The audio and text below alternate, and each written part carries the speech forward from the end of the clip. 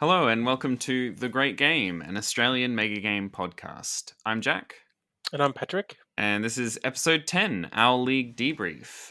We're going to be chatting through our experiences of this super ambitious and exciting 2-week mega game with the members of our team. That's Zach, me, and Patrick. The designer, Stefan, and Ed from a bunch of different mega game groups who was part of the team that, spoilers, won the whole tournament. So that'll be super exciting. Just some announcement first, though. So West Coast Mega Games have announced Project Nexus. They've released a Patreon for this one, which is a digital solution for managing mega games. So the idea, they've released a pilot for Watch the Skies, and the idea is that you'll be able to track the tech tree, the clock for the game, team budgets, income, all this kind of stuff through this digital solution. I'm really interested to see where this goes. If you're interested in checking this out, check them out on their Patreon.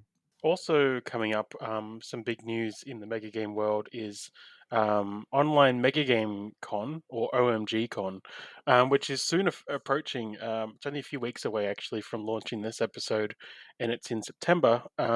This is being put together by the Megagame Coalition and a whole bunch of international collaborators. It's a 3-day online convention using all kinds of mediums like Zoom and Discord and whatever else might happen.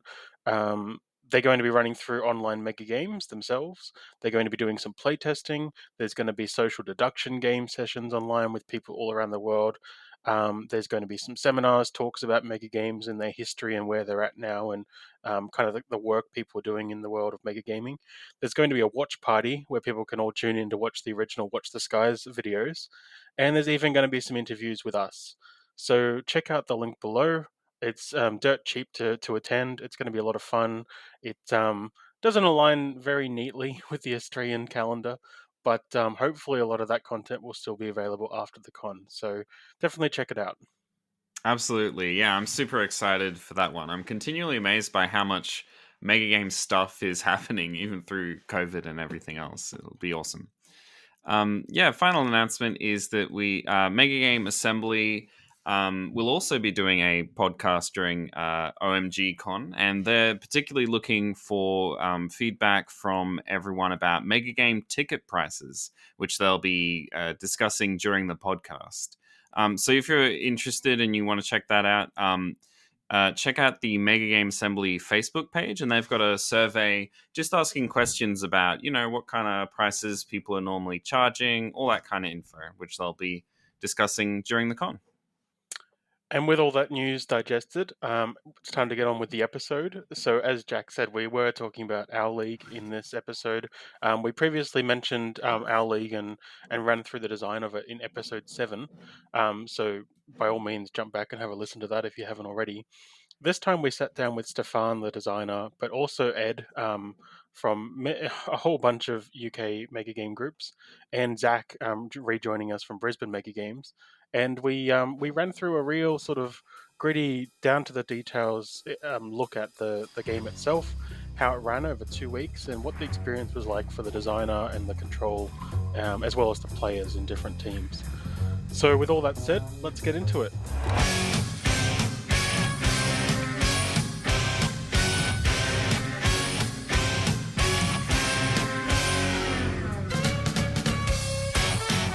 All right, thanks everyone for joining us. I thought before we jumped into the discussion, we could just do a quick whip around to make it clear who's here. There's a lot of us on the call. So first up, I'm Patrick from the Sydney Mega Gamers. Hi, yeah, I'm Zach. I'm from Brisbane and was on the same team as Patrick and Jack. Yeah, and I'm Jack from Brisbane Megagames, and I was playing as the Liege in this team, the Quebec City 9 Stars. And I'm Stefan Salvacruz. I'm the designer and creator of the Owl League. I'm Ed Silverstone. I'm part of a couple of different UK mega game groups, and in this game I played the Hand of the Cardiff Dragons. Excellent. So we've got a full house. We'll try not to speak over each other. And we are all here to talk about the Owl League, which was an online fantasy sports mega game from you, Stefan. Did you want to just start it off by giving us a real elevator pitch that you've probably mastered at this point, Sure. about what the Owl League is thematically and sort of narratively? Yeah, absolutely. So the Owl League, I think, like you said, is the best way I've put it is that it is a quote fantasy sports mega game. So it is a mega game where you take the role of a part of a sports team, but that sports team is in a modern fantasy setting, where the game kind of plays like a unique mix of modern esports games and a little bit of modern sports, and then takes in all of those elements that you'd get from a standard fantasy sports game like fantasy football or fantasy basketball, baseball, where you trade players and manage your team lineup and play matches against other opponents in the league, while still trying to do kind of the higher level stuff that you would find in, like, say, a football manager sort of game where you're trying to manage um, money coming in and various other aspects of the league in a broader context. But yeah. Awesome. Okay, that's very succinct, and it's exactly as it played out. Now that we can all look at it in retrospect, I think. For people listening, you could also jump back and have a look at episode 7 that we put out a couple months ago, which was just prior to the game beginning, and we did run through with Stefan how the game was built and what the purpose was. So it's going to be interesting to compare these two conversations. Um, I guess before we really get into a lot of the nitty gritty, Stefan, I have a few questions about how it all ran for you, but just to kick it all off, how are you feeling now that it's all wrapped up?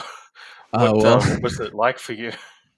I mean, 2 weeks out, I definitely feel a lot better.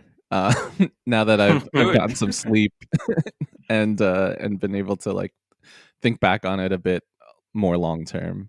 So overall, I think for me, I think the experience has been definitely very, interesting, and the feedback I've been getting so far has been fairly positive. So I'm glad that people have expressed that they've had a good time.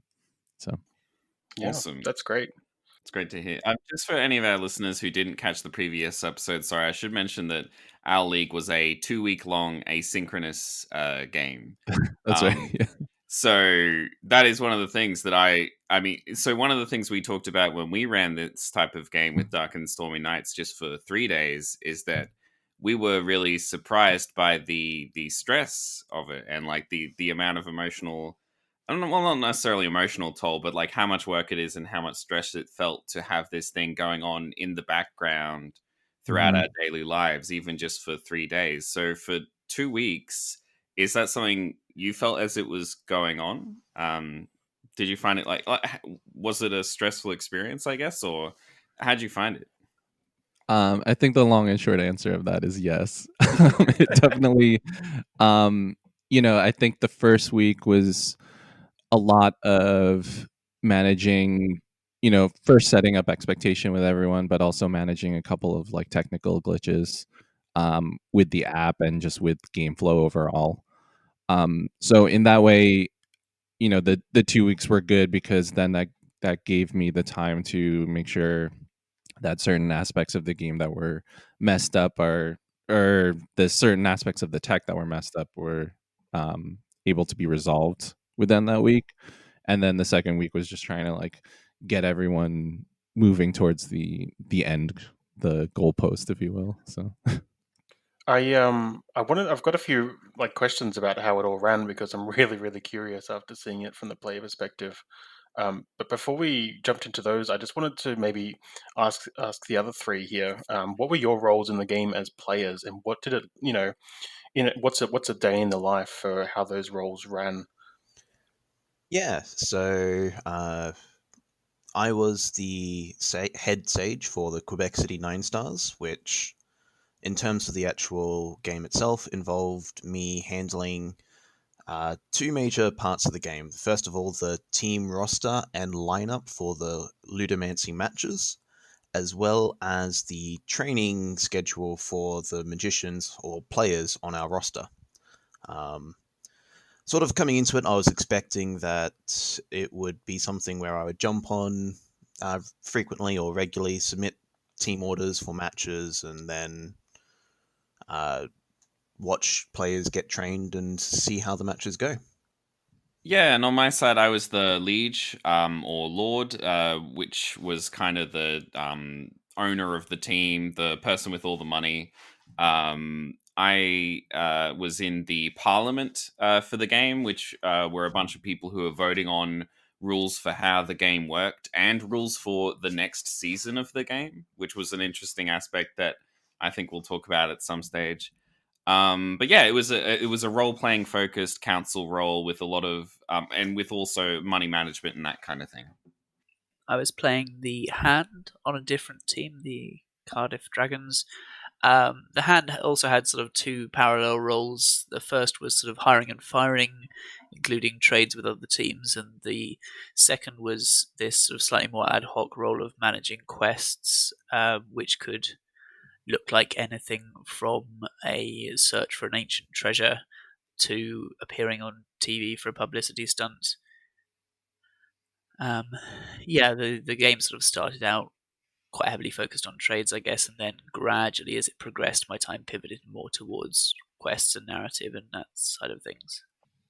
Yeah, I was also the hand on the same team as Zach and Jack, and pretty sure the first thing I did was embark on a quest that was to spend millions and millions of dollars on feeding birds. So it was a stumbly start for us, but it was an interesting role. Right, so that was sort of the what the game looked like mechanically, or at least the actions we were taking and engaging in that narrative. Stefan, I wanted to ask you if you can. I'm not sure if you can do this in a succinct way, but what did a day in the life look like for you? And I think it's probably a good time to mention that there were kind of on and off days for the game. How did that cycle work, and what were you actually doing to make this run? Yeah, so on a high level, like you said, the way the game worked was that we would have match days on one day. So we started on a Saturday.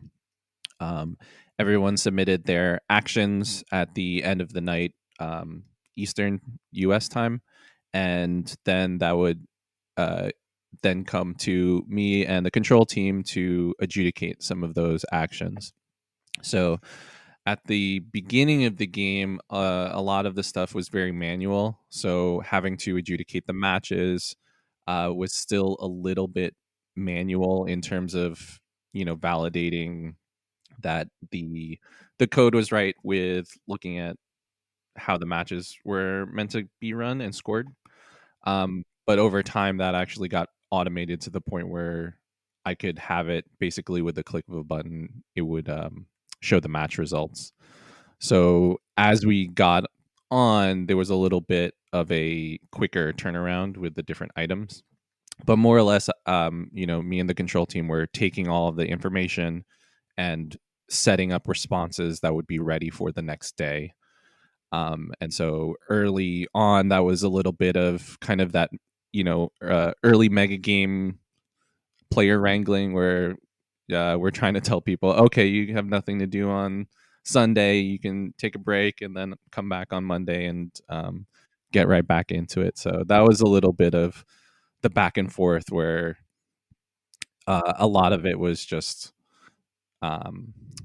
player communication, trying to make sure everyone's on the same page within that first week. Yeah. Right, and you were saying there that some of those actions that you were taking day to day, slowly as the game went by, they became automated. Was that by design or by necessity, or did it just happen that way? How did that come about? It was a mix of both. So a lot of the game certainly wouldn't have been possible without the automation of kind of the spreadsheet magic that we were doing in the back end. And there were just a handful of things that are, when it comes to spreadsheets that are just they can do a ton of things, and it's like the limitations of spreadsheets are kind of funny but awkward in terms of managing mega games. And one of them is just randomness, right? So and that's a like key component of ludomancy, is that there's like a portion of randomness where a die roll is given that could either raise or lower your team's like overall power. And so for a while that was all manual. I would be like, in front of my desk with every match and just rolling dice. And so I had to figure out a way. At some point I was just like, okay, I'm going to figure out a way to do this randomization in-house, and just find better workflows for control overall. So in some cases I had set up a spreadsheet workflow to take the data from the app and then send it to a separate spreadsheet for us to adjudicate. And while getting the data was good, it was all kind of just raw data. So it was awkward at first until I took more time to be like, okay, this is how this workflow looks a little better from the control side. These are the different sets of data I need to pull in order to like speed up this control process. And so that took a little bit within that first week. Yeah, intense. Awesome. How many control people did you have on the team running it? Yeah, so we started with 3, and it kind of like called down to me and Peter, who's one of the Megagame Coalition folks, and that certainly in retrospect I would have liked a bit more control folks, and I think it was just a bit awkward with the timing of making sure control is around basically for the 2-week period.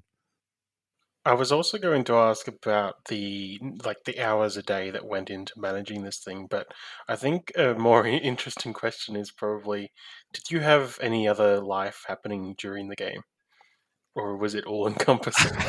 I mean, outside of my regular day job, probably not too much. A lot of it was really, uh, standing in front of my monitors and taking a look at what's happening today, trying to keep track of everyone's progress, making sure the app is running correctly and everyone's able to enter their information correctly.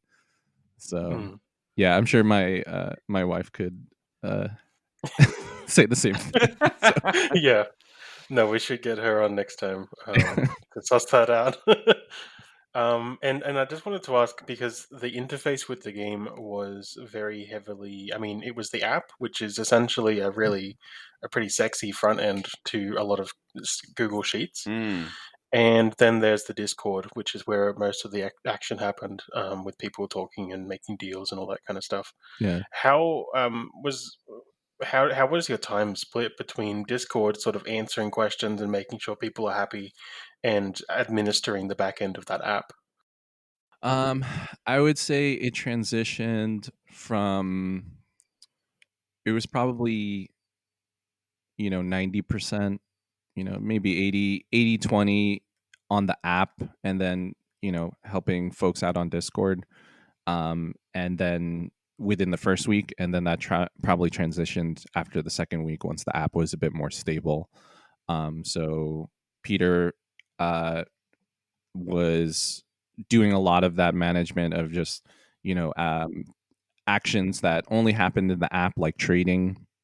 He was doing that and then answering questions from time to time, while any questions that were like directly related to the app, or say matches where folks were like, hey, this doesn't look right with one of the matches, can you take a look? That was most of where my time was in that first week. Awesome. I just wanted to say, not really a question, but the app was absolutely beautiful, super slick. And the videos in the opening ceremony introducing each team with an animated logo were absolutely amazing. The whole graphic design and production of the game was really stunning. Oh, thanks. Yeah, the app definitely. I was glad with how it kind of visually laid out all the data. I think there was a lot of difficulty with some of the data entry, especially with the matches. I know a couple of sages we're seeing a couple of issues trying to get the magicians on the right path and things like that. But yeah, I'm happy overall with how the app looked, and I'm glad that everyone was able to see those introductions for folks. So we have that on the Magic Coffeehouse YouTube channel for folks to see if they want. Yeah. Yeah, awesome. We'll definitely link to those. They were really impressive, and even I think none of us from the Aussie team, or from this Aussie team, I should say, I don't think we got to either of the ceremonies, but they were awesome just to look at anyway, and get like the post ceremony vibe. Yeah, and we'll have there'll be a post ceremony video also on that channel where one of the amazing things was the West Coast mega gamers who were playing kind of just of their own volition started making like radio sportscasts of their matches, which was incredible. They were posting them almost as soon as they were completed with their matches. And so we asked them, by the end of the season, like, hey, would you cast for the finals, which they were happy to do. And so we're going to be putting that to video. And so we got maybe about half of that to video, and the rest of it will be hopefully finished soon, and then we'll get that on the YouTube for everyone to watch. Amazing. That sounds awesome. I think that's something we can delve into a bit later on. How invested some of the people got in this game, and the narratives they created, and some of the content they created. It was really, really cool. Yeah. I wanted to swing over to the players briefly, and just talk about sort of what your expectations were before the game started. How you thought the game was going to play out versus how it ended up going, and how you expected the story to progress, and then how you actually saw it.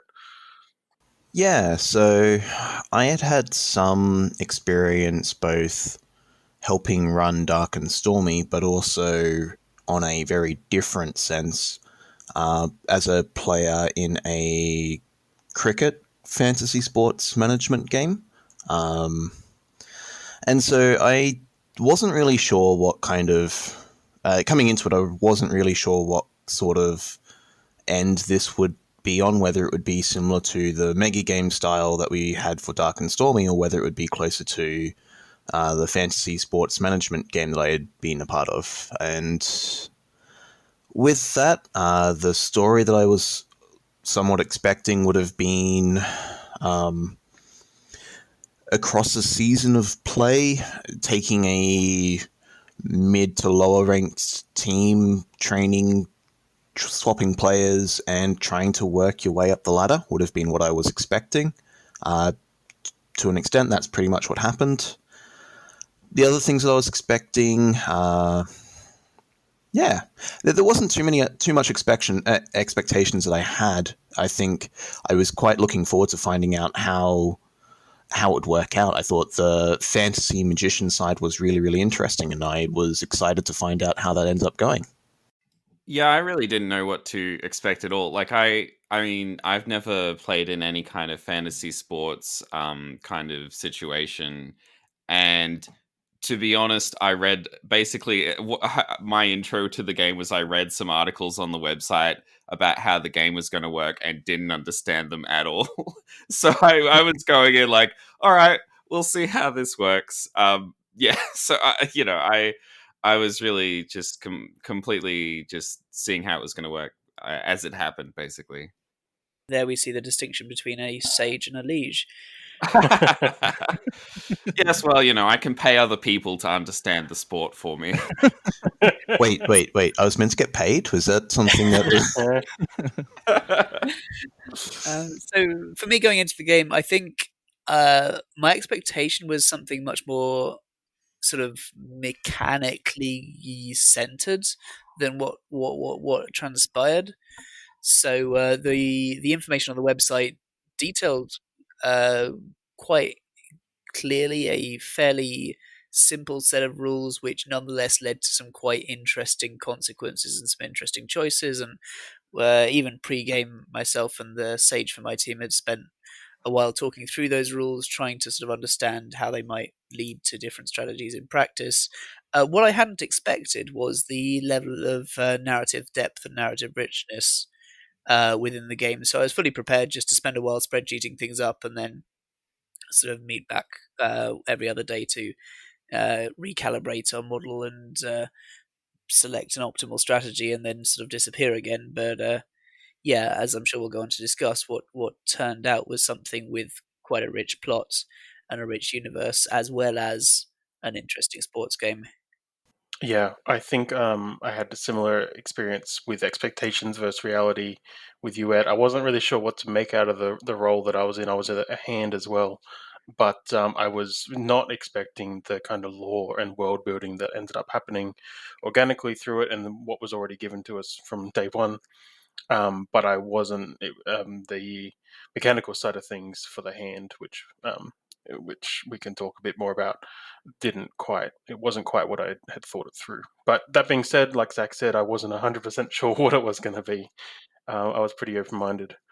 So I thought we should maybe run through the different jurisdictions of the game, like the mini games, and I've broken them down into 4 main areas. So I thought maybe we could talk through each one and have the people who interacted with them most. The main thing I wanted to kick off on was the ludomancy matches. So that's maybe something for you, Zach and Stefan. Um, Zach, how did you find that whole world? I mean, I'm in a similar boat with as Jack, where I did not learn the rules of ludomancy, and I was taking your advice the whole way through on what was good and bad for our team, which I feel like was the relationship we were meant to have, but in retrospect, maybe I should have learned a bit more. But how did you find learning that game, and then how it actually ran? Well, so the fact that you, I guess, the fact that my team left the understanding of the game to me showed really well. We did a really, really well, good score of winning one match and losing the rest. So We did end up with we did end up sadly with a 1 win 7 loss record. So maybe leaving it to me wasn't the best idea, but hey, how did the ludomancy matches unravel? Well, it took me a little bit to work out. We were in a bit of a weird time zone, so we missed the first day where friendly matches happened and then game 1 happened. But once I got to sit down and sit with a spreadsheet and work out what had actually happened, how the scoring worked, and sort of the mechanics behind some of the more fiddly things that happened, I understood how the game worked. And from there, the matches sort of worked out how I was expecting them. Unfortunately, how I expected the matches to work out really wasn't how I wanted the matches to work out. I did find that the sort of matches did end up becoming, at least for us, it either a coin flip, which we lost more than we won, or weird situations where, due to tiebreakers, one team could force a win or a high percentage win, regardless of what the other team did. Both of which, on the losing side, was disappointing to go through, but on the winning side, you felt like you did something right. So, yeah, that's how I kind of felt that the ludomancy matches ended up unraveling. Hmm. Yeah, and on my side of that, I'll mention we were having quite a lot of strategy discussions all throughout the thing, and I slowly began to grasp the rules. I think so that in some of our discussions you mentioned I didn't realize how much intensity you could devote to thinking about these matches and to thinking about the game. And in some of these discussions, you mentioned like you're spending like 4 hours crunching numbers on some of these matches. And from what I saw, that didn't seem to be necessarily uncommon among some of the sages, is to spend that amount of time and that amount of thought and intensity planning out how things were going to go. So that was a huge surprise to me, I think. I mean, it's interesting to Zach's point that sort of every match seemed either to come down to a coin toss or one team had the opportunity or found a strategy which guaranteed a win. I think that's a sort of an artifact of having each match be a sort of a single complex decision made up front, in the sense that because there's no points in the match to reevaluate and adjust your strategy or anything like that, that's almost inevitable. Like there's one decision made, and either you found a strategy which guarantees you the win, or you found a strategy which is vulnerable to certain opposing plays, and you're just waiting to see how it comes out. There was maybe a tiny bit more nuance to it in the sense that you could go through potential strategies for your opponents, look at how likely they were to succeed, and either sort of rule them out or sort of move them up and down the probability of being played. But at the end of the day, yeah, you were always gambling with what strategy your opposing team selected, unless you were lucky enough to have found a strategy which guaranteed a win, which we were twice, I think, in a position where we were sending a team in knowing we couldn't be beaten. But out of 11 matches for us, that's still not a bad ratio. Yeah, Definitely. I think we should note that that Ed's team of the Cardiff Dragons did win the championship. Oh, yeah, So I think that's probably. Yeah, so like we've got a real diversity of perspectives here. We've got the 7-time absolute losers of the match, and we've got the championship winners, so that'll be good. Yeah. So there's one person in this call that you should be listening to, and then don't worry about the rest of us. Yeah, don't take any strategy tips from me, definitely. Stefan, how does all that sit with you? That sort of those views on the game. Is it how you expect it, or I guess to start with, is this the kind of feedback you've received from others? Yeah, definitely. I think there is an interesting. So I'll start with like the broad team aspect of understanding ludomancy. In a lot of ways, that kind of was the purpose of how sports teams kind of work in real life, and also how I kind of hoped folks would be taking it. If you're a hand and you're really interested in learning ludomancy, that will help you some, but really it's going to be a communication between your sage and yourself to try and determine how to build out your team, right? And same with your liege in terms of how much money should I be investing in a certain player, or investing in other aspects of the game. So in that aspect, I think that happens a lot, and is kind of, especially with lieges, right? Owners are a lot of the time the folks at the table when it comes to hearing out the commissioner and hearing out like the league office's like decision to make rule changes. And so that happens, I see that happen more often than not, with at least from my perspective, the exception of like, say, the NBA, where there's a much more rigid structure of like coaches coming in to also help manage all of these major league changes.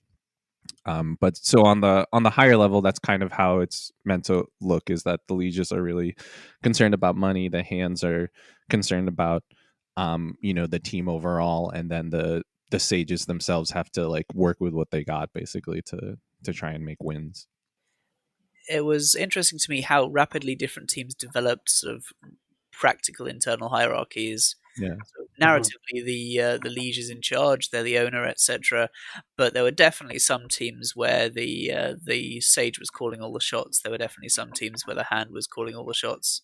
Of course, As a hand, it was never entirely clear how true that was, because obviously it's a perfectly valid negotiating strategy to sort of play good cop, invisible bad cop, and say, oh, well, I'd love to make a deal, but my sage wants something better. But yeah, I got a pretty strong impression that there were definitely some teams where the strategy was very much led by the liege and their desire for, reputation and significance. Some teams where it was very much led by the sage and their desire for mathematical perfection.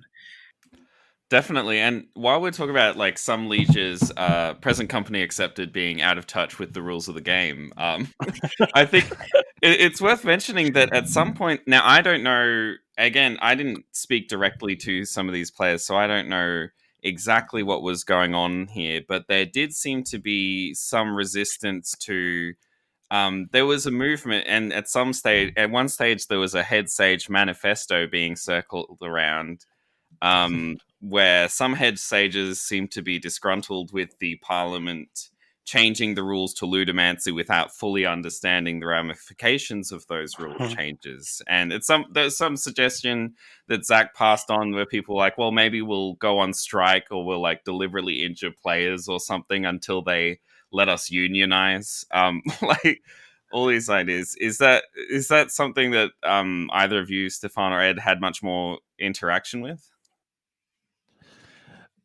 So it's actually interesting from my side.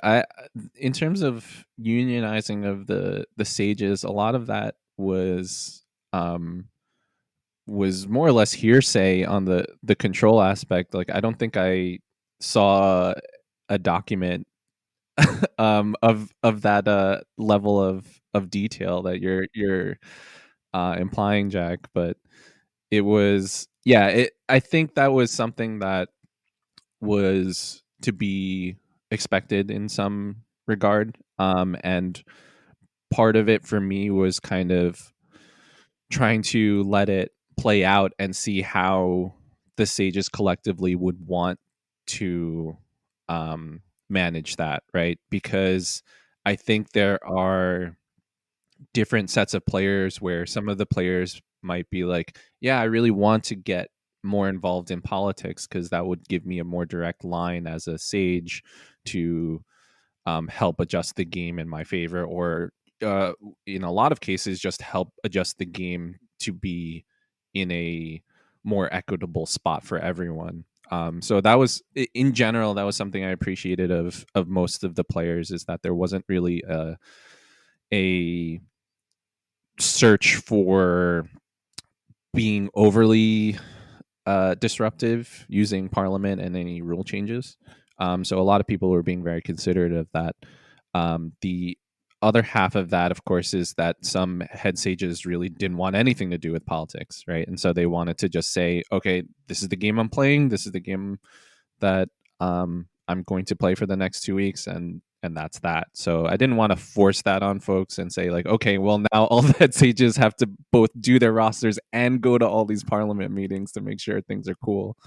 I think that was just general overhead. So folks that wanted to do that, or if there was a desire for that to happen amongst all the sages, then certainly we would try and accommodate that. Yeah.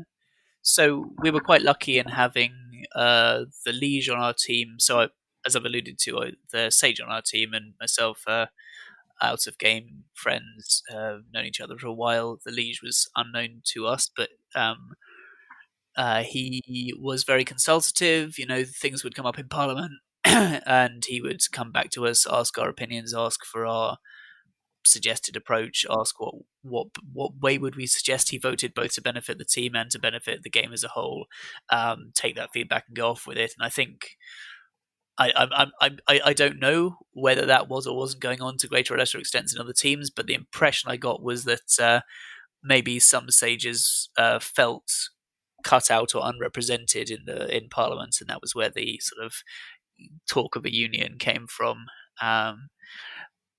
But yeah, it's hard to know exactly without having been sort of on those teams. I do have a quick question for you, Stefan, if you don't mind. Yep. And this might be something that we talk on in maybe more detail slightly later, but was there a fear or concern that if the sages did collectively decide that, no, this is how ludomancy works and you guys can't change that, was there a fear that the lieges, the lords and ladies of ludomancy, their role would be relegated to something that only exists for next season? Yeah, that definitely had a, that definitely was a consideration, especially because the lieges have such a, their main game really is that council room.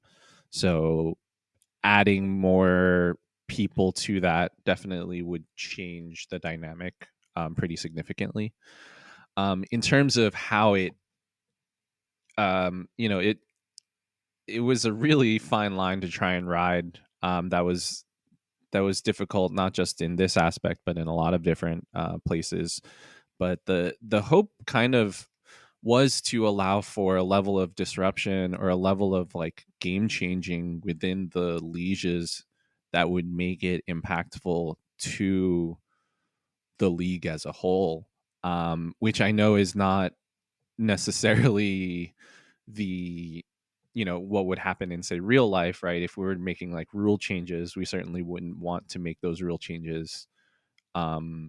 Most leagues wouldn't want to make those rule changes mid-season, but that was part of the design, both game design wise and mechanically, to try and allow for a level of dynamic change that could be made possible through liege actions. So I think one of the things, like, a lot of folks were looking at, say, like salary caps and things like that, but we also, the game on the back end itself could be as dynamic as saying, like, all right, we want to completely change the points of the game. So today the points are 3, 2, 1 for the different gems, and tomorrow we're going to make it 5, 2, and -1, I guess, if we wanted to. But that was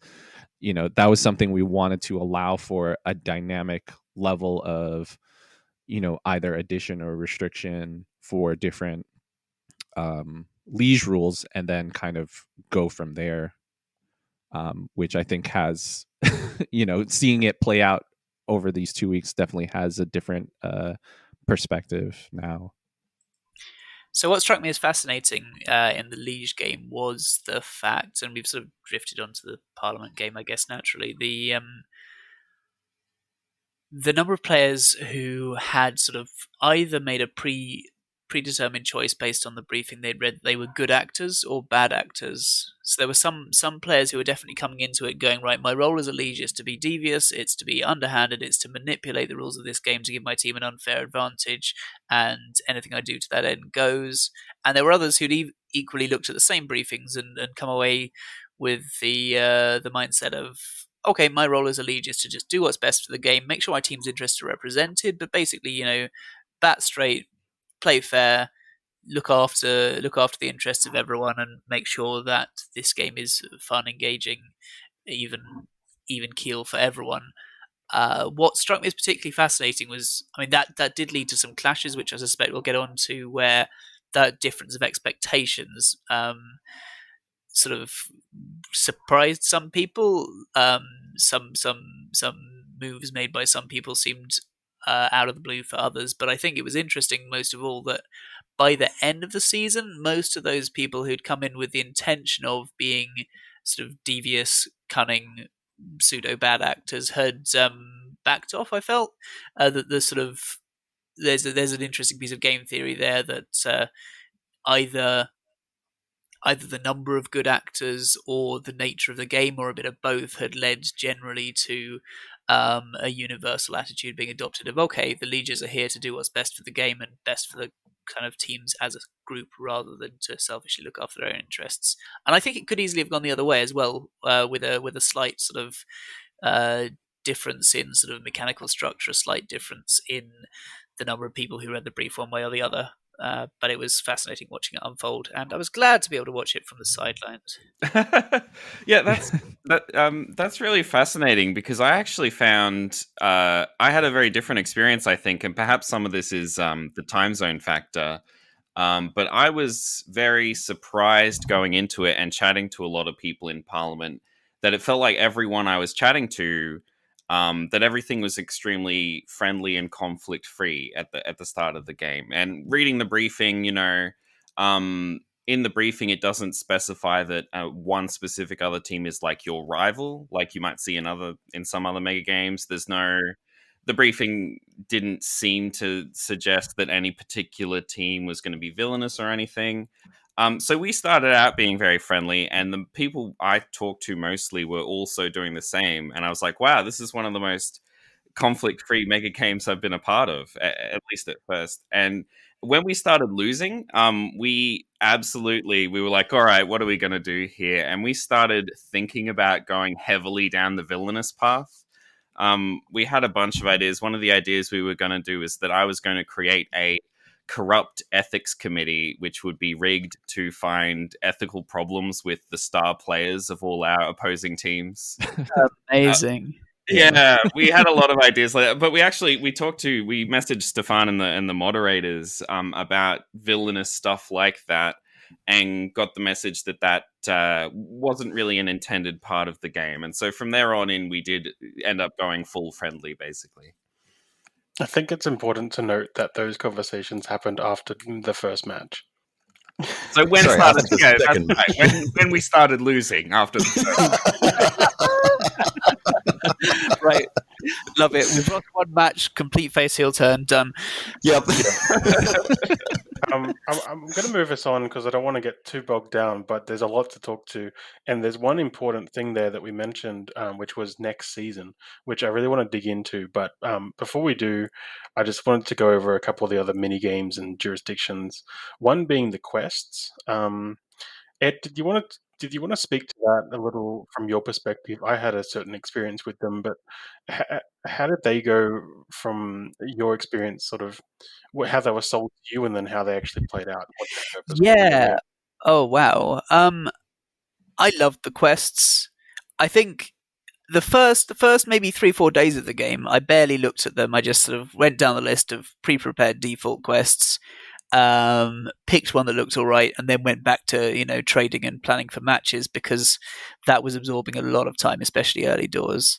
But then Peter came and gave us a bit of a narrative hook in terms of the dragon that lives under Cardiff, because everyone knows there's a dragon living under Cardiff, sort of having a bit of a midlife crisis, and sort of that causing various earthquakes and stuff in the Cardiff region, and everyone looking to us as sort of the local concentration of magically talented individuals to find a solution to this. And that was fantastic work on Peter's behalf. And like from then on, basically every one of our quests became with one exception, I think, became a part of this gradually emerging narrative about sort of ways to help our dragon reach out into the wider world of draconic politics and draconic relations, and sort of interacting with it to bring its influence levels up and all of this sort of thing. And it was a really great kind of what I missed about Ludomancy until about halfway through the first week was how fascinating the world is. It's quite vaguely defined, and I think intentionally, but sort of you've got a world that is ostensibly it's the world in the 21st century, possibly a slightly sanitized version of the world, because the game doesn't really want to deal with too many heavy topics, but national borders are roughly where they are in real life. The global economy is roughly what it is in real life, etc. But magic exists. There's a sport involving magic which is watched by millions across the globe and has fans from both the magical and non-magical community. There are magical beasts around the place, and that leaves a load of questions unanswered, like how has this impacted the world? Why are magicians not in charge? Is there sort of some sort of ministry of magic? In fact, I take that back. There is a ministry of magic, but its powers are sort of a little ill-defined. Is it part of the official government? Is it a sort of separate para-government organization? And that gave a fantastic space to explore and really dig into the lore. And I think once we had that first initial narrative hook from Peter, we were off. We were really playing in that lore, and there were parts of the second week where the matches almost felt like an irritating interruption into this sort of exciting journey we were going on through uncharted territory, almost helping to be a part of mapping out, because I think Control were very willing, which really was great. Control very willing to sort of allow us to be creative as well, allow us to sort of suggest plot elements and have them become part of the world's lore as well.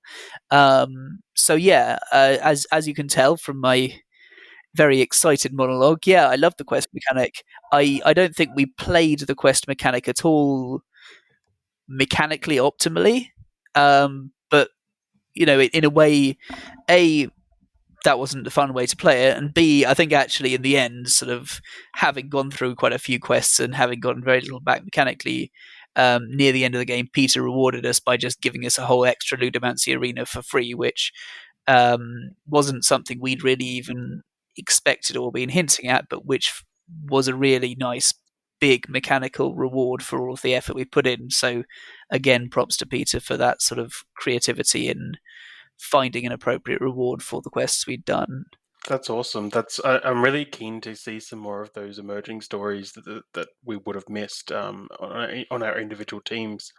I know that we had a few not so grand because I think it took me a little bit longer as hand to figure out how those quests could be used and what kind of mechanic they were. But in retrospect, I feel the questing was kind of like the most traditional mega gaming mechanic that I interacted with in my experience. And to be fair, I didn't interact with a lot, but it did feel like a classic free form going and exploring and impacting the game world. Yeah. Just to throw in as well, I think one suggestion I made in game feedback and I'd make again is that I think the game would really have benefited from a played news media team. I think there were a number of teams who, like yourself, Pat, didn't really have the opportunity to realize what quests' potential were. There were some teams out there doing amazing quests, and sort of very, very final turn, we suddenly discovered that one of the teams, I forget which, had built an entire moon base, which was awesome. But I feel like there was a lot of stuff that had happened to lead up to that point, and in a way, having a sort of there was the in-game Twitter where teams could sort of post out tweets of here's what we've accomplished, and obviously Moonbase team had decided to keep things under wraps for whatever reason, or maybe just hadn't thought to tweet it out. But yeah, I could see some real benefits to an in-game news media team with sort of a mixture of blogging and tweeting rights to start to socialize some of those quest impacts, socialize some of that narrative. And for the teams who either haven't been given a narrative hook themselves for whatever reason, or they have but they haven't felt able to engage with it, maybe one of the other plots that's going on draws them in and they want to get involved in that, and then sort of quests start to be more than just a sort of mechanical exchange of resources for that team as well.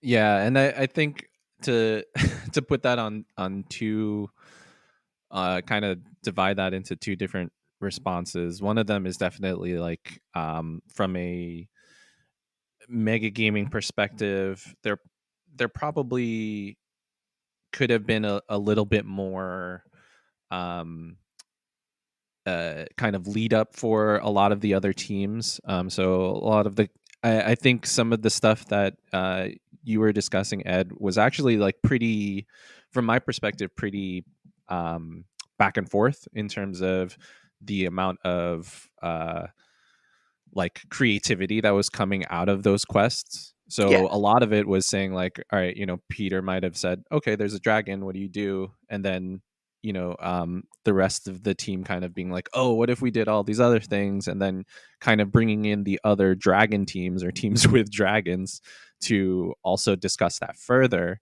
And so I think that there probably needs to be some more of those like narrative hooks, more structurally designed for other teams that may not be throwing in as much of that, and then having them decide, do they want to pursue this path? Do they not? And then the other half with the news media is kind of, we provided a little bit of news media with Peter writing a lot of the blog posts, kind of highlighting some of those items. But yeah, definitely having someone whose like true dedication is just, okay, here's everyone's press releases for various things. Like you had alluded to, Blackpool was the team that built a moon base. They made their own PR release note for a lot of the different things they were doing, including the moon base, and it was kind of hard to try and keep that up with the amount of data that's coming in, the amount of tweets that people were coming in with. So I think having someone, even if it's not a player but like a control, that's their exclusive job, might certainly be impactful. Yeah, for sure. And I mean, with just yourself and Peter for the bulk of the game running control, it was amazing how much content you guys were able to produce, alongside all of the in-person moderation, all of the interactions with players, and all of the actual administration of the game. But yeah, I think again for a future game, I would probably veer away from such a heroic commitment and try and draft in another control or two. Yeah, absolutely. I'm really curious, Stefan. To what extent did the narrative elements of the game take you by surprise? Was it always your intent and hope that people would start to explore the narrative in the world, or were you really just sort of expecting to run a sports game and have that be it? I think that's an interesting question. I definitely wanted there to be. I kind of took it the same way that I would take a lot of my D&D sessions, in that I wanted to build a world, but allow the players to decide what part of the world they wanted to explore. So just putting in enough about understanding, that the bare bone aspects of Magic that you need to understand the game, and then the game itself, right? Because we're not playing football, soccer, basketball. Um, I think the narrative aspect required a little bit of understanding what, what the sport looks like in the world, but also using that to just understand the game itself, right? And what that means within the world. So I think it's a mix of, I'm definitely surprised and delighted at the amount of content folks were making, but it was also a really up to the players to decide to do that. Yeah, and incidentally, that is a genuine metagaming tip for anyone. The more exciting the plot you offer control is, the more they're likely to run with it.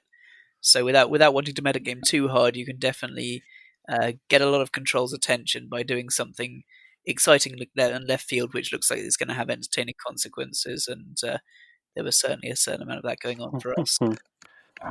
Absolutely, yeah. It's awesome to hear about some of these stories, because we had an indirect understanding of what was going on, but nowhere near this kind of thing. I had no idea that a moon base was even in the equation. So that's awesome. I think maybe a thing we struggled with at some points is that with having a team that is in a different time zone to most of the players, we did miss the opening ceremonies, as we said, and weren't able to make it to a lot of similar meetings like that with players. And at some stages, that did end up with the sensation, and we knew that going in, of course. And that's not a problem with the game; it's just an inherent fact of time zones. But that did lead to some instances where it felt a bit like being on the other side of a mirrored glass or something, like I think at some stages we weren't totally sure what the spirit of the game was, like with the villainous stuff. You know what I mean? Is being a villainous team part of the spirit of the game or not? Like there were some instances, I think, where we struggled with that because of the time zone issue. Yeah, and I think that's that's definitely one of the gifts and curses to take a take a bit of the mechanics from the game, of playing in 2-week sprints like this, is that the 2 weeks obviously allow you to have, players like yourself, and Ed, even, players all across the world to be able to collaborate like that. But obviously with the problem that it's just not, there will be there will be interactions really with the amount of players that are most populous, right? So, the population was simply just more significantly American based, and therefore just kind of ended up being reflective of that, unfortunately. And I think there's just, benefits, but then also problems, just like you're mentioning, Jack. Yeah, definitely. And I think the real thing is this issue of like the spirit of the game, which is like this kind of weird effervescent thing that comes Yeah. from everyone interacting, which you can't necessarily communicate in text as well, And if you do, obviously the advantage of an in-person mega game is that spirit of the game is all Yep. pervasive. Like everyone gets caught up in it, and it's very Yeah. immediate. And I'll say real quick, I think that, especially for the first run, I certainly felt hesitant with any sort of skullduggery in that aspect, like kind of seeing like rigged matches and things like that. There was definitely a concern that those things could sour actions, especially when you see the amount of time players were taking in like making their lineups and things like that. I wanted to give those folks the ability to say like, all right, well, I'm making those plans, and either I win them or not. I think future games, one, I don't know how much the 2 week sprint might continue, but I think also a shorter time commitment would probably allow for a bit more freedom in that aspect, in terms of, being villainous or being not so. Yeah, I think you're absolutely right. Sorry, I've kind of jumped in. You're absolutely right that that in hindsight, obviously the 2 weeks, it heightened everyone's emotional engagement almost to an unhelpful level. But yeah, it's sort of, you do need to be very, very careful when allowing those sort of, especially invisible villainous actions. There's certainly room for people to be overtly villainous, propose bills that quite flagrantly benefit their team, and then kind of try and do secret horse trading to get other people to vote for them or whatever. I think invisible villainy is always very dangerous in mega games. Stuff like, oh, we rigged the match, and there was no way the other team could even have known until it was all over. Stuff that people have no way of countering tends to leave a bad taste in people's mouths.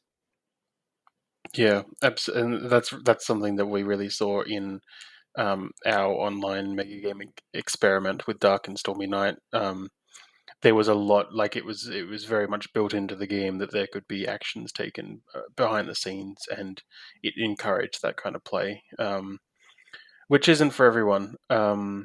I wanted to move us over to the last sort of little mini part of the game, which I think was worth talking about, and I guess it's really a conversation about the economy of the game.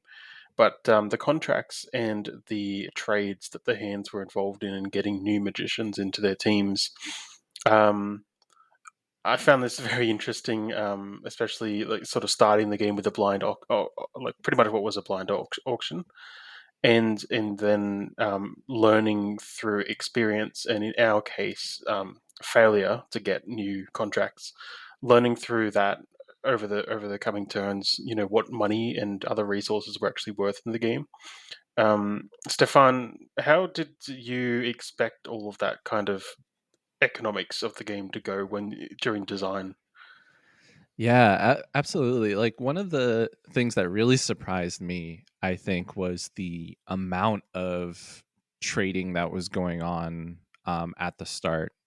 Definitely, I think there was, uh, the free agents or the folks that aren't assigned to a team at the beginning of the match of the season were certainly going to be a big deal, as is typical with a lot of fantasy sports games.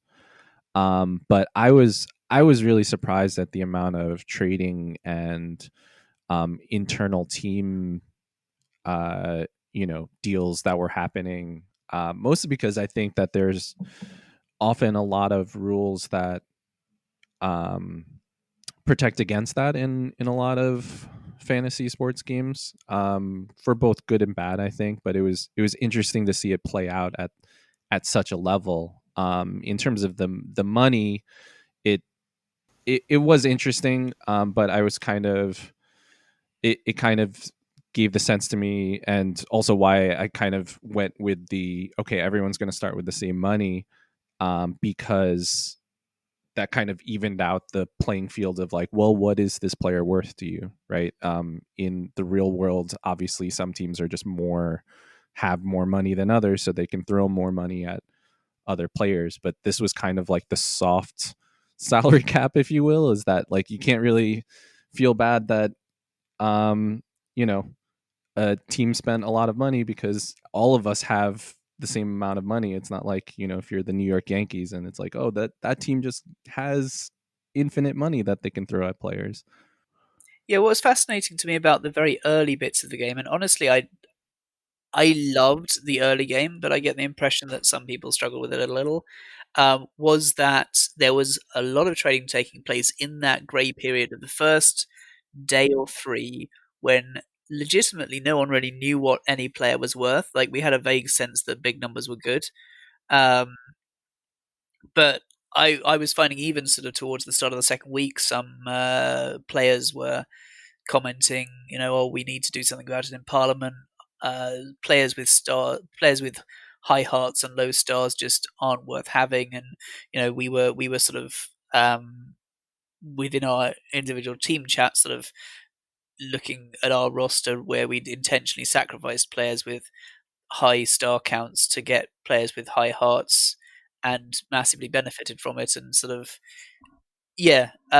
I love games economies with unclear definitions of value. I love trading in a setting where there's an unclear definition of value. It makes for some fantastic interactions, but I think it did also very much create a first come, first served context. We very quickly landed on what we thought was a good definition of value for players. We swooped in and made some early trades with teams who had landed on a slightly different definition of value or just hadn't really settled theirs. And we did get away with some very valuable players for quite low prices. And I think that definitely, as much as our Sage worked very hard picking our lineups for individual matches, but I think that's a massive part of our victory, and it meant that in some ways the sort of teams did settle into sort of top tier and second tier teams by about day 4. Yeah, and I'll say definitely ahead of time that also, as a quick note, that I think that I probably didn't do as great of a job at giving those soft like definitions of player salaries specifically, right? Because a lot of them were started a lot lower and just closer together. So like 1-star magicians kind of were within the same wheelhouse as 5-star magicians, which kind of just doesn't make sense, and probably led to some people thinking, well, how much are folks going to be paying for this person? Are they going to be paying within that same realm, or are they really going to spend all their money on getting people? Yeah, so there's sort of 2 points that I wanted to touch on there. One was that something that Stefan mentioned briefly was this sort of inter-team trading. There was a period there where ourselves and another team were doing quite frequent player swaps between us for a match or two to try and work out the best team that we could between the two matches and our roster. It didn't work out so well for us. I'm not sure if it worked out particularly well for the other team either. And I think that was in part because of something that Ed touched on, which was we sort of missed out on the first round of bidding, had some numbers that came out of the first round of bidding, tried to use those numbers to sort of direct what the next round of bidding or like the value of players were, but the value of players spiked because all the teams that missed out in the first round of bidding all of a sudden were at a deficit compared to the other teams, and so suddenly good free agents were at a premium. And it turned out that very, very quickly players were just being priced at what we would have thought a day or two ago was completely unreasonable. And it ended up being something where you'd flick over somebody else's team and go, oh, they've got that player for like that little money. Or you flick over and you go, oh, they're paying like almost triple or 4 times the amount that I would have expected for something of that value. And it ended up being... It ended up feeling difficult when there was a team that you looked at and you're like, okay, obviously these players were picked up in the first round of bidding because no way would you have ever got something that cheap normally or at this current period of time. It was really interesting. We were recording stuff of our impressions as we went through this game, and you can hear us driving ourselves absolutely bonkers over this question of how much is a dollar worth. Like, because we never found out. Like, basically, you start out the game with 400 million, but you don't know how much income you're going to get over the course of the game, or at least we did. So we had no idea. Maybe we get $200 million tomorrow, right? Or maybe we get 1 million, like who knows? So we didn't know that. And then also something we'll probably talk about going on down the track as well is that we discovered that some teams believed that their money was going to carry over completely to the next season. So they were playing as if their starting money needed to last them for the next 3 seasons, which is... So teams had very wildly different definitions of what a dollar was worth, which was really interesting. And also, it was wild to see a lot of the spikes. Some teams ended up with one player who was worth $101 million, and some teams had a 5-star player for $10 million. Like it was really wild. Yeah, and that's huge, especially like I feel like the legacy mechanics, or at least understanding of the legacy mechanics, probably could have also been clearer.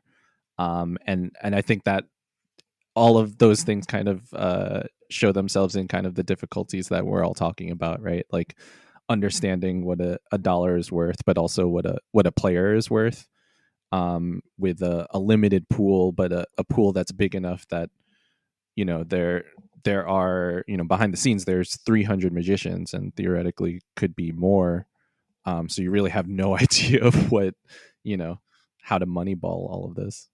I have to say, with that conversation about the starting money and the level footing and the mystery around what money was worth, I think the most nefarious thing I actually did in the game was subtly work into one of my negotiations a suggestion that we had way more money than we did, because I thought it was going to be a weird flex, and maybe we'd at least play some mind games with some other teams. But that's huge. I wanted That's to. If that's the most nefarious thing you did all game, then you're going pretty good. Well, once we were told we were meant to play nice, we played nice. I swear. One thing I want to mention before we move off the money subject is halfway through, this shows also how out of our depth I was, at least. Halfway through the game, I was like, hold on, we've been buying players, but we haven't lost any money. How does that work? And we discovered that money is only taken out at the very end of the season. So you can spend as much money as you want, and you won't lose any money until the very end of the mega game. And at that point, we devised a strategy which I called the go big or go bankrupt approach, where it's like, we'll just spend every set of money we have, and if we go bankrupt but we lose the championship, then we won the championship. Like, that's it. So, which obviously completely failed for us, of course, but you know. I wanted to move us over just before we get into the nitty gritty of that whole next season question. I wanted to start just have a quick look at the mixing of genres with this game. Stefan, it's it's a mix of mega game and fantasy online sport. I wanted to ask you, really, was it difficult in the design process to balance those two, or were you leaning into one more than the other? Yeah, that's an interesting question. I felt like from a design perspective that I had to be very um pointed or specific with the way that I blended those genres together. Um, you know, I think I mentioned last time that part of the reason I switched to yeah, I'll start with the game first, right? So I didn't want to do football or a game that people had known because I think that there are inherent difficulties in designing around the like game aspect of that. So with that being said, there's like a difficulty of trying to um make there'll be just a set of expectations that are built into that, and also a set of difficulties that I can't um play around, right? So it's like the rules of football are that there's always, you always get 6 points for a touchdown, and you always get X points, and a lot of that also just isn't easily manipulatable for that mega game aspect. So if I wanted to do a sports game in a mega game, then I felt like I had to make a new sport.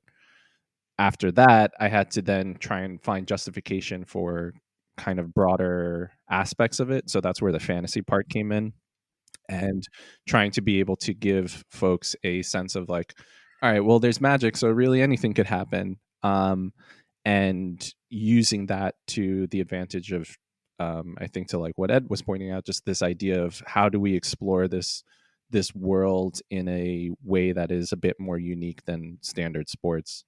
So each one of those aspects was needed from my perspective to get the information across to the players at all at once, especially because when I tried this a year ago, that was one of the major difficulties, was that players were not able to grasp the rules, and that was at a time when the game was a lot closer to a lot more esports and games that were already kind of visible in the video game space. And I was playing with a lot of video gamers, and they still were not really like grasping the rules, because I was making like all of these I was making even more complicated like terminology and new ideas that some people were grabbing, some people weren't. So it really I leaned heavily on the fantasy aspect to give some grounding, at least, on understanding this whole new thing. And how did the players receive the game as far as the design split goes? Because I know that when I signed up for the game, I was not expecting exactly what it was as far as a fantasy sports goes. And then once we had our last chat, the previous episode where we talked about it, I had a whole new view of what the game was going to be like. Yeah. How did players? Did you find what's the feedback been like on that split between traditional, quote end quote, mega games, and a fantasy online sports game? Yeah, I think that probably should have been something I had asked from a survey perspective. In terms of expectations, I think they fell in line similarly to what you would see from mega games, is that um, some people really got super invested in every aspect of the game and tried to disassemble everything from all sides. And some folks were either um, trying to focus in on their portion of the game, or not necessarily want to get into the bigger side so that they have a bit of a surprise. So in terms of expectation, I think there probably is a little bit of more upfront information that I could provide, or provide at least for the ancillary part, so that folks that want to get involved can. And I think, to like we were saying before, legacy mechanics is definitely one of those aspects. But I think there was a pretty standard blend of folks who were, really into everything that was happening, and being surprised that, like, oh, there's a moon base now, or that sort of out of left field mega game aspect.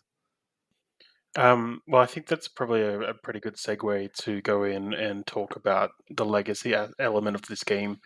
This was something that I think our team missed the announcement about early on.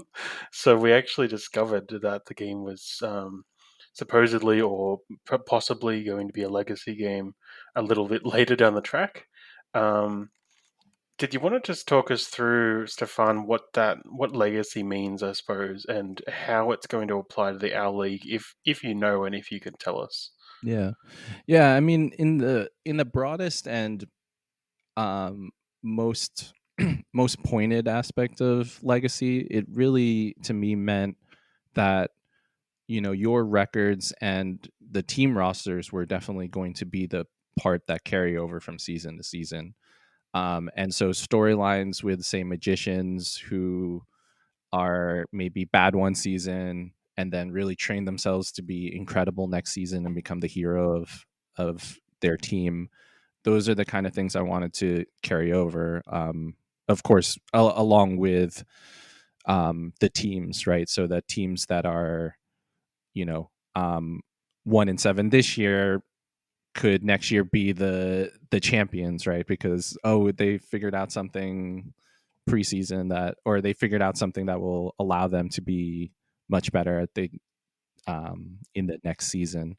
And same with, like, just those storylines that you would see from normal sports, right? Can the Cardiff Dragons keep their championship run into the next season? Does that look, or are they going to disband their entire team so that they can earn more money, or like free up more money for something else? Like, those are the kind of questions that I wanted to allow for with creating a legacy aspect. So, 1, Right. records; 2, team rosters.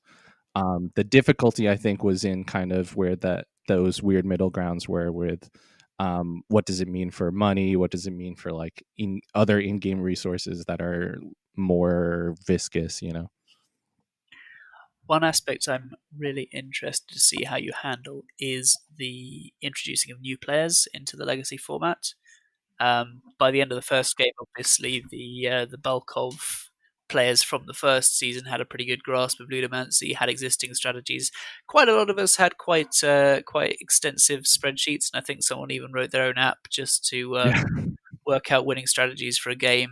And like, the fear would be that new players diving into Owl League Season 2 would just find themselves unable to compete with all that existing Right. infrastructure. I'm wondering if you have any thoughts yet about what you might do to combat that. Yeah, I mean, there'll definitely be player retirement in that aspect. So there'll be players that certainly won't make it to the next season, due to age, due to some sort of story reasoning.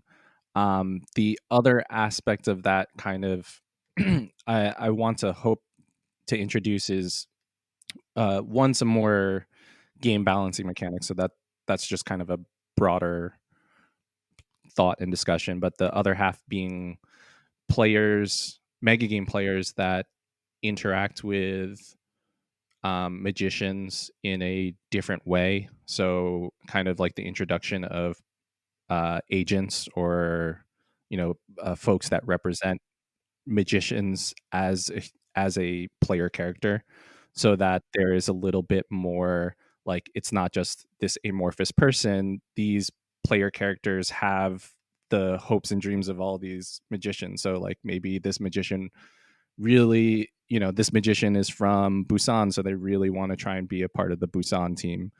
Or there's reasons outside of just straight money that a player might want to play somewhere else. That sounds awesome. I'll be honest. I think that kind of narrative depth is appealing to me. What I was going to ask was kind of on the flip side of what Ed said. Rather than having new players arriving in future games, how do you have any plans to specifically balance having players um, opt out of this first game who weren't really playing for legacy, so to speak, people who Sure. don't intend to stick around? Yeah, and that part I think is trickier, right? From a broad perspective, I think we're allowing all of the teams to basically have their opt-in choice, which is to say either, hey, would you want to keep your team and play next season, and even the possibility of saying, hey, this they might not be able to play next season when it happens, and but you still want to keep your team, so maybe we would like archive the team effectively. And so a couple of people were even suggesting like what happens in the Premier League, where there are teams that um, go down to the minors and then can earn their way up. I think we would probably allow for something a bit more fluid, where we would just say, okay, this team is not going to be a part of the league this year, so we can kind of like archive that team for when that group of players can come back, and then introduce a new team into the lineup. But really, if they don't want to do it, then that would allow for some other new management to come in and take over that team, and then kind of a lot there. I think there's a lot of mechanical levers that IS Control can be able to move, so that it's not just the Cardiff Dragons are going to win every championship because their team is already set up from season one, from day one to succeed. So Yeah, awesome. That's good to hear. That was definitely one of the things I was really interested in hearing, because it seemed like, if hypothetically we really drove the Quebec Nine Stars into the ground and ended up with a terrible team, it would be pretty terrible for a new player to walk in and go, "Hey, yeah, sorry, you have to start the game with an awful team because the last players to take them were just awful." yeah, exactly. And I think that's that's while while having different like levels of teams is good. Certainly, uh, acquiring a team that where the previous owners like drove them into the ground. And I think there there are some real life teams that we probably could all point to that do this today.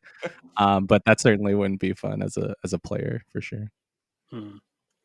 I suppose the question for me on that is, I expected to go into this sort of conversation about the legacy stuff as a hypothetical, but it kind of sounds like there's a lot of work, or at least mental work, already happening on it. Is it a sure thing that we're going to see more seasons of our league? That's my hope. I think that there was enough positive feedback from the game that I think that it's for me at least it's worth trying to bring back and um, continue to work on. A lot of the things that I've been pointing out were aspects of the game that I might have originally thought and were you know by setting a time of like, okay, we're going to play it this summer, deciding, okay, those aspects I need to like work on later, so we'll introduce them at a different time. um so those are things that I hope to work on as the next season for the next seasons. And really I think it'll be a question of when and how much time we'll be able to get to make this happen. Yeah. So I'd certainly say you've got a quality game here that bears repeating, and I'd also encourage you that even if some of the challenges of the legacy format specifically end up making future games a little more like we're just starting from scratch, and a little less like continuing the narrative and the teams from where they left off, that would be a bit of a shame. But honestly, like it, I would also be up for a wipe the board, start clean with 18 new teams that have been invented from scratch. I could see, the game itself is fun. The legacy aspect would be awesome to see, but is not needed Sure. for the game to continue. Yeah, and there was something that I wanted to also kind of allow for if we were playing things out of season. So like this would be the Premier League, if you will, and it's like these teams are the best of the best. But maybe if we played it at a convention, let's say at Shucks, where it's in Vancouver, maybe it's all local Vancouver teams that we design, and those are the teams that they play, so that Nice. there can allow for a small amount of legacy by having just different sets, but then they're completely new magicians, new player bases, that sort of thing.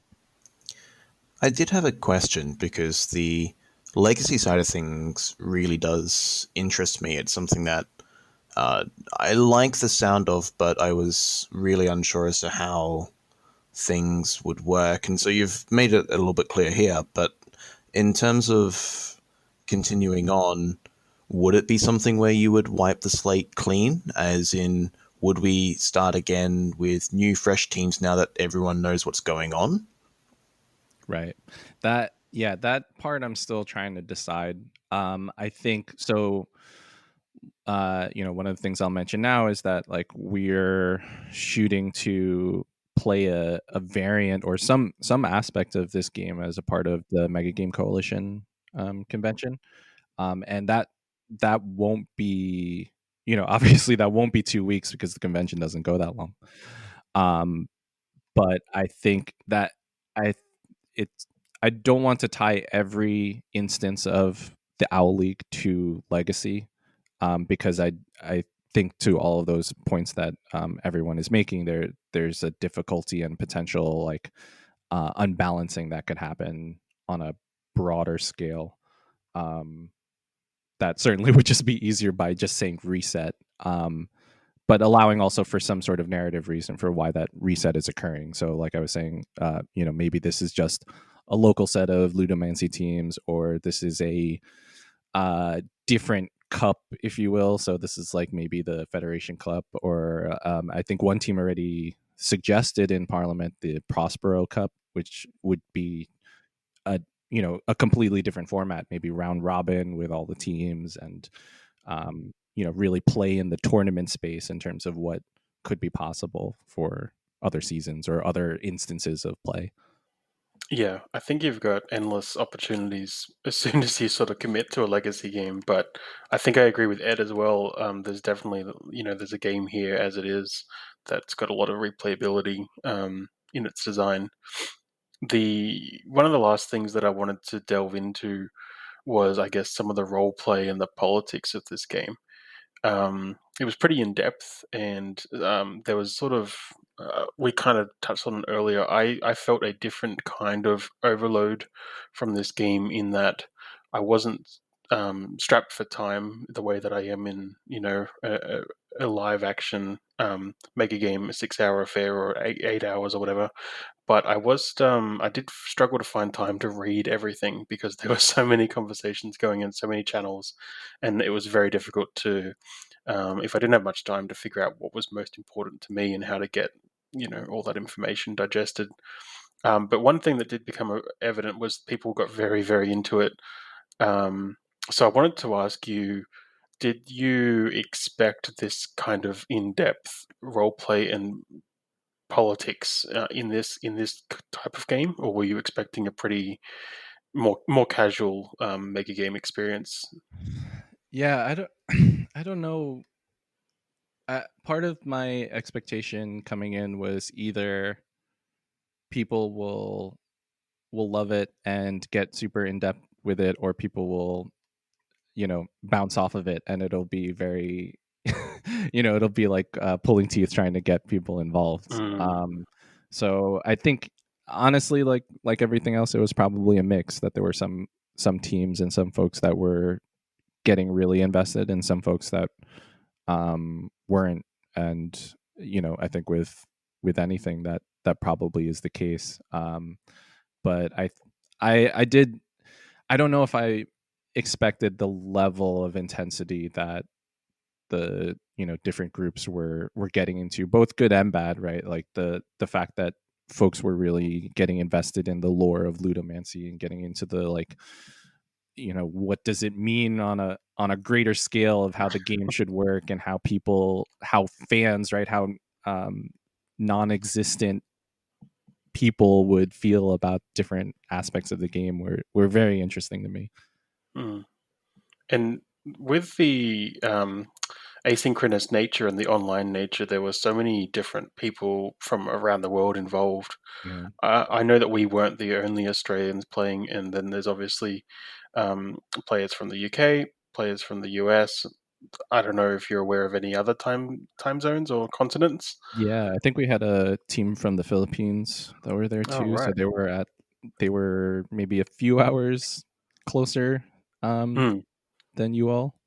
But yeah, yeah. it was a wide range that partly I was hoping for, because we would allow for this 2-week stint. But certainly I don't know if I grasped the difficulty, or the amount of difficulty that might lead to other teams. Mm. And I mean, beyond the obvious, where time frames mean that where we were asleep when a lot of key things and discussions were happening, or we had to get up early for deadlines, which was fine. That just comes with this new world of mega gaming, which is pretty exciting to explore. But aside from the literal differences, did you encounter, or I suppose this is for everyone, do you encounter any culture clashes or culture shocks in this game, suddenly playing with people from overseas? Did you see any sort of different mega game cultures that were evident? I think I mean, I would be interested to hear what you all have to say with that. And from my perspective, I think that it's hard for me to say how much of it is like cultural to a region, or uh you know a a place, as opposed to just there are some people Hmm. who are certain types of players, and kind of the heart of mega gaming allows for such a wide array of those types of players, both in play type, but in like play style. I don't know how to describe that portion, but like kind of how they approach the game, I think, to what you're alluding to. Yeah, I'd second a lot of that. I think there's a far greater disparity in just level of megagame experience and how that impacts people's play styles than there is in sort of any particular nationality or culture, and how that seems to impact people's play styles.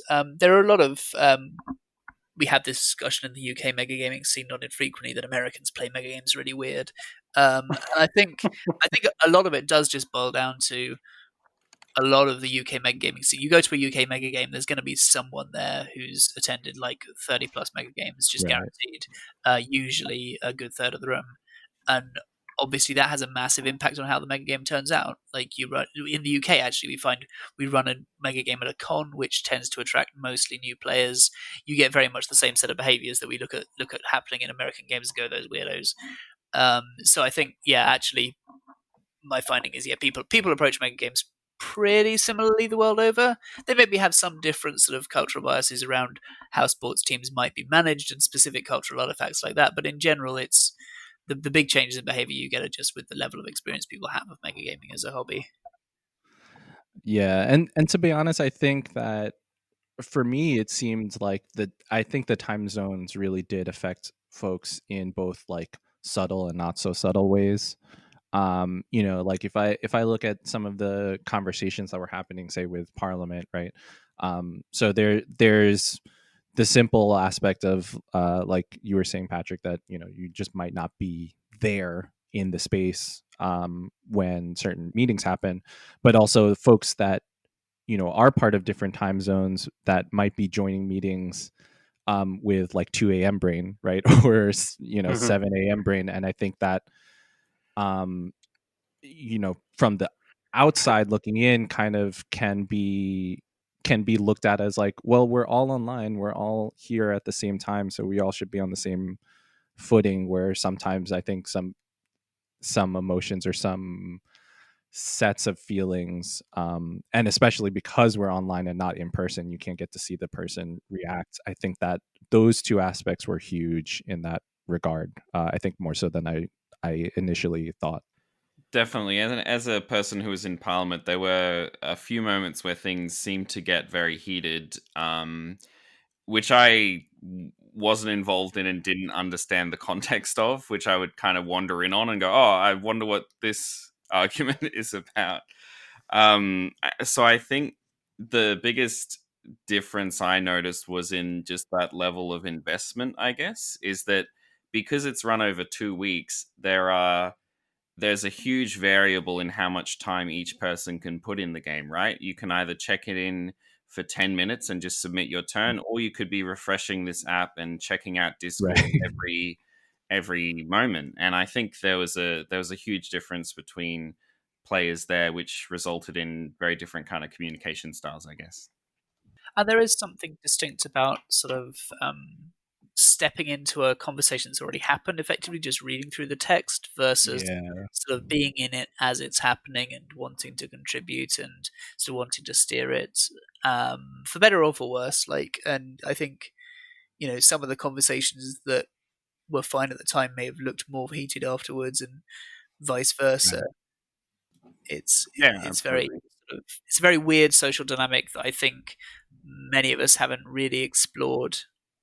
Right, and explored in this specific way, right? We, most mega games have a council game, and certainly deal with much more intense topics than wizards playing sports. You know what I mean? Yeah. And certainly they don't. There's a level of emotion that is both hard to read and hard to evaluate. For various people, right? So it'll look different for everyone, and I think that's the part that was really tricky online, and certainly has to be, for me, more thought through, I think. Yeah, I think it's gonna be interesting to see how the way that people approach that conundrum changes over the next, into the future, I suppose, Yeah. because these things are becoming more and more frequent in this current state of play with mega games online. So we're going to be learning lots of lessons together as a happy international chummy community. Yeah, definitely. I think we might need to start wrapping up. I've taken up a lot of your time, and I appreciate you guys signing on in whatever time of day it is. I thought we could just sign out just by quickly saying each of us, what was the best moment of the game, and what are you most interested in seeing in future iterations. Did you want to start us off, Stefan?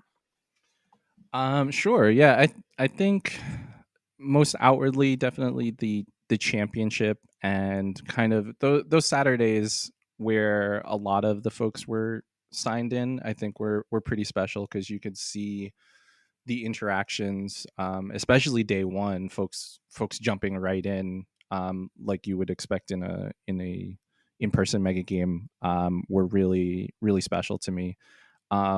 Internally, I think seeing all of the conversations that we're having today, and seeing them play out from different teams and different perspectives, was really, always the fun part, is that Discord allows you to read in on everyone's conversations, and where people are arguing about where you wouldn't necessarily have that in person, like sitting in on every table that's playing. I think the one of the best moments for me mechanically and in game was when finally pursuing a little quest line, we got a star player who both had some personality that we could play with in game, and also it was just sort of the first moment that I felt like I was able to really positively impact the game. And I think prior to that point, I had thought, okay, this is all very mechanically light. So going through quests like this, trying to get a player out of it, probably a bit too optimistic for me. But yeah, that was definitely my key moment. Yeah, so I think the best features of the game were, as we've discussed, the narrative side, which was really quite well done, And then also, I think that the technical side, the work that Control put into running the game, but also just the app itself and the videos was really, really well done. I would like to, just convey my astonishment at how well it was actually presented. I think I wasn't expecting that level of expertise, and I was happily excited when I found out that it was presented so well. Yeah, I'd say similar. I mean, obviously, it's hard not to just say, "Oh, well," the moment when we found out we'd won. That was definitely a big Humble brag. positive. But I really love the broadcasts that I think it was the Worcester Ravens team did. The guys from West Coast Megagames. It was just an amazing bit of out of game creativity that they brought to the game that made it so much richer, completely unprompted as far as I could tell. Yeah. And that was amazing. And obviously, for the matches where they produced those casts, I think really enhanced the experience of having been part of them. So yeah, massive props to those guys. That must have taken a lot of time and effort to script and record. Yeah, absolutely. And yeah, like you said, completely of their own volition and their own, time commitment. So absolutely massive props and praise to them as well. Definitely. On my side, I think my favorite moment was I managed to make a charitable foundation called Lux Splendida, which raised over 110 million. So that was nice, and we won the charitable award, which was good. The community service award, which was lovely. And for the next game, I'm most interested to see how the legacy mechanics pan out. I think that's a really awesome and interesting mechanical way to do it, and I'm fascinated to see how it works. Yeah, it'd be really cool to have a chat about that more in depth as it all starts to come together. Definitely. Well, thank you all. Stefan, did you have anywhere or anything to plug? Anything coming up? Yeah, so like I mentioned, we're gonna try and run a variant or some form of the Owl League as a part of the Megagame Coalition online conference that we're running hopefully in September, so not too long from here. Personally, a lot of stuff I'm hoping to design as a part of Magic Coffeehouse, my game design studio. One of them being a sci-fi space race kind of mega game, and then another one maybe not so mega gamey, but kind of playing into a sort of large multiplayer haunted house storytelling sort of game over Discord. So using kind of Discord bots and using different tech from that side to try and convey a weird story. Cool. Awesome. And Ed, your corner of the Mega Game verse?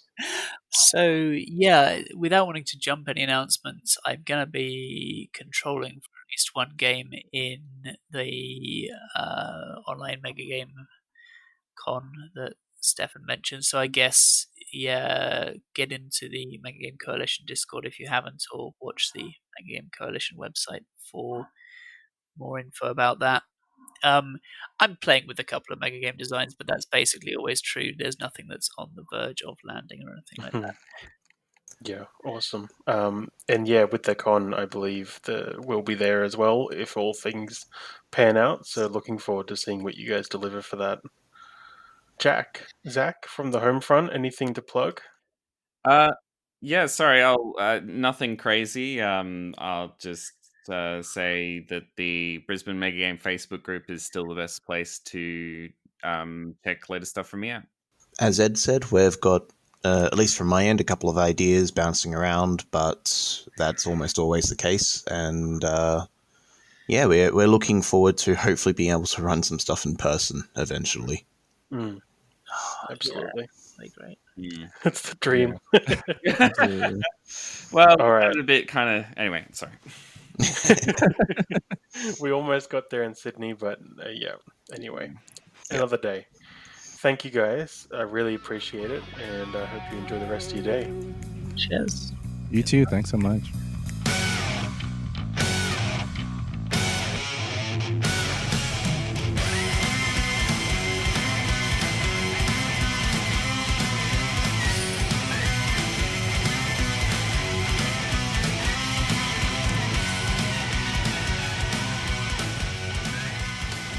All right, that does it for this episode. Thanks again for listening, as always. We recently had a question from one of our listeners, David from Brisbane Megagames, talking about episode 9, where we gave a bit of a post-mortem on our online game, Dark and Stormy Night. David was asking whether or not the game designers, i.e., us, mostly Jack, had played Mafia via a forum or any other social deduction games. Jack, what have you got for that? Yeah, absolutely. So one of the key influences on the game, which we didn't mention in the podcast, was a game called Black Rock Outpost by David Harmon, who's an Australian designer. It was very similar to Mafia Online, but with like a space theme. It was run through a website. Each day, people would uh, comment as different kind of space western pioneer characters and do all the things you normally do in a mafia game and a social deduction game. So that was a huge influence. Absolutely. I haven't personally gotten too into online mafia games myself, but huge fan of them in person. Yeah, awesome. So as always, we were really down for hearing questions or comments that you've got. So do send them through. You can email us, you can comment on Facebook, or get in touch with us any other way. Jack, where can people find you? Yeah, they can look me up on the Brisbane Megagame Facebook group or on the website ashtowngames.com. And as always, you can find me at the sydneymegagamers.com and on our Facebook group and page, Sydney Mega Gamers. Thanks again for listening, and we'll see you next time.